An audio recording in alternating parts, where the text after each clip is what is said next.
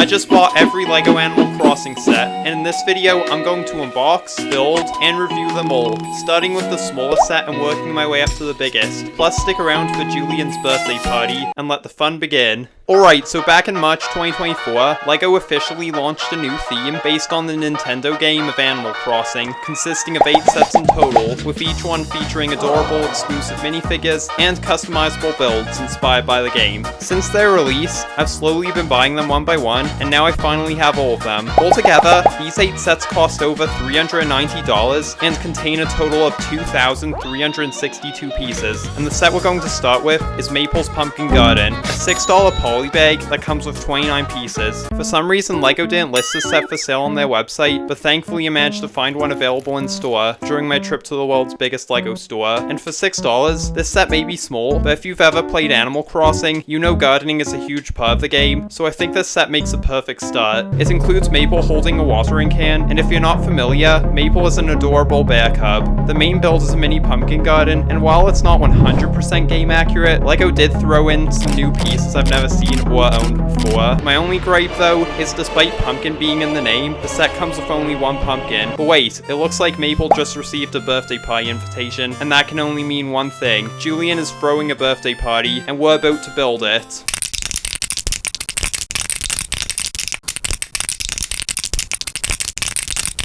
This set costs $20 and includes a total of 112 pieces. First things first, we get Julian, the charming blue unicorn. The build is set up with various fun party decorations like 2 balloons, a pink tree with a hidden twig inside, and colorful flags, patterned in pink, blue, and yellow. Below there's a table with some delicious party food, offering a cake topped with chocolate icing, 2 cupcakes, and a clear bottle, which, let's just say, is filled with Sprite, because honestly, who doesn't love Sprite? And the surprises don't stop there. The set also gives us not 1, not 2, but 4 presents. Julian is definitely getting spoiled when he opens them, but for now he can crank up the radio and blast some birthday tunes.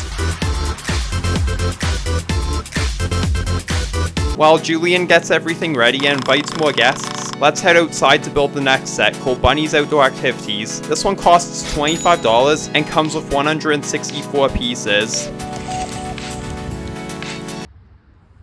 The instructions from older sets advise you not to build your LEGO on the grass, but sometimes rules have to be broken for the sake of content.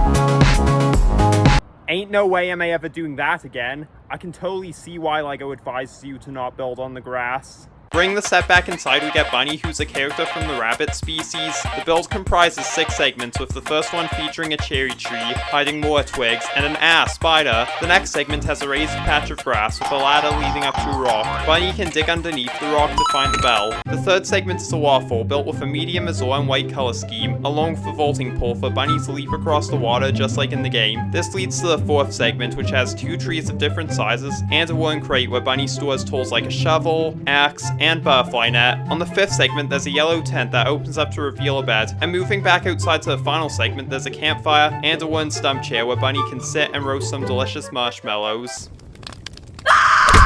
Now that we've explored the outdoors, let's take a tour of another island with Captain's Island Boat Tour set, which retails for $40 and contains 233 pieces. First we build Cap'n, a turtle who captains the white boat, loaded with accessories, like a coffee mug, lantern, and magazine. The box says models do not float, but let's test that out anyway.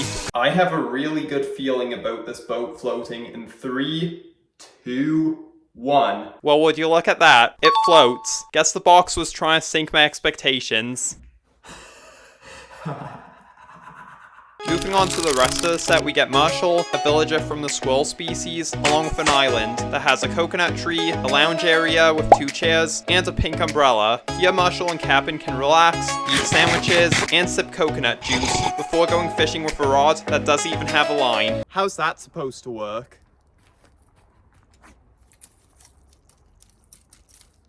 Like the last set, this one has 2 raised grass patches, with a ladder leading up to some bamboo plants on the first level, and a rock on the second, where Marshall can dig under to find a bell. Over to the left, there's another coconut tree, with an orange hermit crab by the water, plus a dock for Marshall and Cap'n to hop on the boat and set sail off to Julian's birthday party, until the boat breaks down. No worries though, because Dodo Airlines can save the day, with a $50 set that contains 292 pieces. But first, let's check in on Julian, who's busy writing invitations. Now back to the build.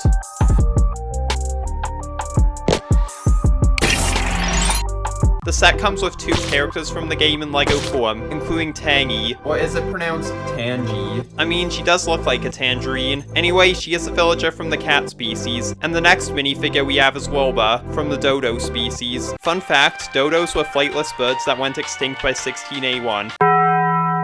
The main build is an airport built on a dock, complete with a fence to keep your minifigures from taking an unexpected swim, but if they do, there are 2 orange life preservers on deck. There's also a mini beach with sand and water, where Crab is hanging out, but there's way more to look at on the inside, starting with a desk for Tangy to check in, and go through the gate. Above, Wilbur scans the skies from the control tower, using his bird's eye view. Back outside, there's a flag that can be customized from purple to green, making the airport nearly identical to how it looks in New Horizons. The one thing that isn't accurate is the plane. Now don't get me wrong, I love the mixed blue color scheme with those medium and dark azure pieces, and the spinning propeller on the front is a nice touch, but the one obvious thing the model lacks is a roof. And while there's space inside for both minifigures, I feel LEGO could have made it bigger and thrown in an Orville minifigure. Oh, and this is another set that says models do not float on the box, but of course we have to test the plane anyway. Testing in 3, 2, 1. Well, it is kind of floating on the wings, but not on the floats. I'll call that a pass. But what would happen if I simulated a plane crash?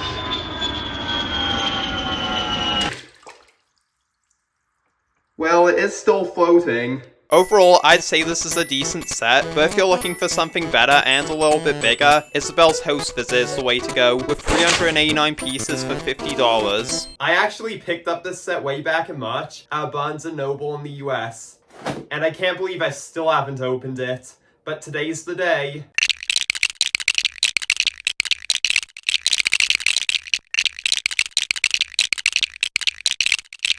The finished house has a lot of neat details, including a curved red door that opens, and windows that can be swapped from blue to brown. Personally, I prefer brown because it complements the house's overall color scheme. Then there's a mailbox where Julian has dropped off more invitations, and right next to it is a small carrot and pumpkin patch. To the left there's a DIY workbench, stocked with a shovel, axe, slingshot, and recipe. Beside that is an apple tree, where the characters are busy collecting apples, though for some reason there's water and a tree stump in front of it, which I find a bit odd. Speaking of characters, we get Fauna from the deer species, and of course Isabel, who's a fan favorite character and LEGO minifigure from the dog species. Now I'm not going to say Isabel's breed out loud, because it sounds close to a swear word, but here it is shown on screen if you're curious. The roof utilizes tiles from the Super Mario sets, but I've spent enough time on the exterior, so moving on to the inside, there's a bed, a picture of a familiar looking character that you'll get to meet soon, a clock, a kitchen with an oven and sink, a plant, and a table all set for Isabel and Fauna to enjoy a tea party.